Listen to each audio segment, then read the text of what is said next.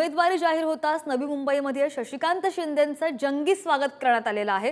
नवी मुंबई कृषी उत्पन्न बाजार समितीमध्ये शिंदेंचं तुतारी वाजवत स्वागत करण्यात आलंय आणि साताऱ्यामध्ये विजयाची तुतारी वाजवणार असं सुद्धा वक्तव्य यावेळी शशिकांत शिंदे यांनी केलंय।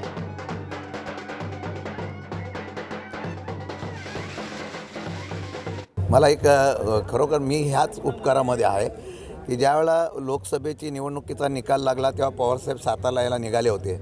माझा पराभव झाल्यानंतर तो दौरा रद्द केला। आत्ताच्या या सगळ्या पक्षबदलाच्या कार्यक्रमामध्ये सुद्धा मी निष्ठावंत म्हणून राहिलो ही माझी पोचपावती आहे आणि राजकारणाच्या शेवटपर्यंत पवारसाहेबांच्या असलेल्या माझ्या या नेत्याच्या बरोबर कायम राहण्याचा निश्चय केला म्हणूनच ही संधी मिळालेली आहे। मागच्या अपयशाचं या असलेल्या सर्व परत एकदा विजयाच्या स्वरूपामध्ये करण्याचा प्रयत्न मी करेल।